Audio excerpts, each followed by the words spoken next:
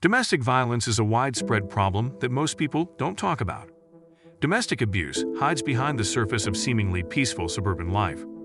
Why do abusers hurt the people they claim to love the most?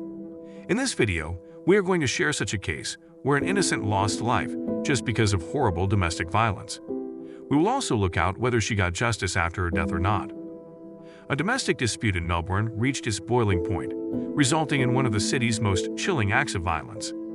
In the presence of their 3 young children, who had been left high and dry to the point of being as silent as a mouse when the authorities discovered them, the couple decided to bite the bullet in their shattered home in the Broadmeadows district. No young whippersnapper should ever have to witness the sight that befell their eyes.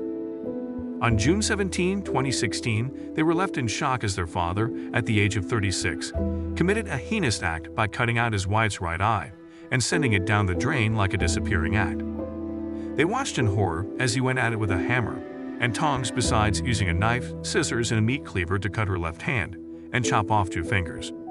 They witnessed him going the whole 9 yards, covering her body with a sheet, plastic, and electrical tape, and dropping it off at a local tennis club, where it was left in the bushes, waiting for a jogger to stumble upon it. The murder in Broadmeadows serves as a stark reminder of the devastating consequences of long-term, iron-fisted domestic violence. According to a few reports, the victim's sister and brother-in-law said they first crossed paths when the woman made her way down from Australia to Lebanon. They tied the knot after a mere month of courtship, and soon the cracks in their relationship began to show. "My sister came here from Lebanon, and before you could say anything, she met him within a month and tied the knot," the victim's sister exclaimed. "After touching down in Australia, he kept me in the dark about my own sister for a fortnight." Did you know that a woman gets beaten by an intimate partner every 12 seconds? Domestic violence affects 1 in 4 women and 1 in 7 men at some point in their lives. Isn't that horrible and disappointing? The victim's brother-in-law spilled the beans, mentioning that he had been given the heads-up by some folks to steer clear of the 36-year-old. "Everyone I've ever crossed paths with has cautioned me, don't stir the hornet's nest by getting entangled with that fellow. The reason I decided to give him the benefit of the doubt was because I wanted to kill 2 birds with 1 stone and make this relationship work. At first I thought he was right, but then he began to act differently. He always beat around the bush about ISIS and how he had a bee in his bonnet to jet off to Syria with his family whenever we were alone." Judge Lasry laid bare the depraved details of the murder, leaving no stone unturned as he addressed the Victorian Supreme Court.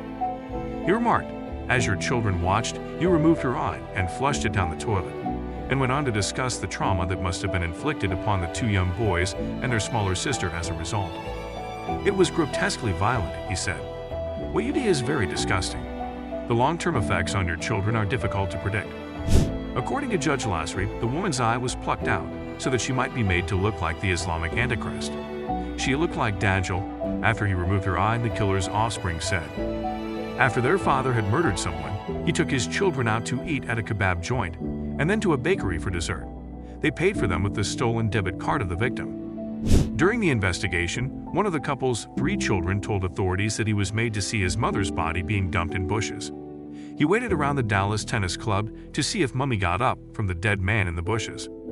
The kid told his aunt and uncle about how his mother was murdered. The eldest son reportedly added, "My mom was thrown out of the car. Then Dad took us for kebabs. After some time had passed, the same child said that he was sure his mom would be ugh. She's going to come back." When her mother didn't return, the kids decided to take matters into their own hands and beat up their dad.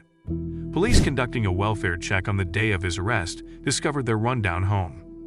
All 3 children testified in court that their father had physically abused them, as well as their mother several times. What do you think? Can domestic violence be stopped if everyone works together? Will the resounding voices of these survivors bring about widespread change and increased awareness? You let us know your views in the comments below.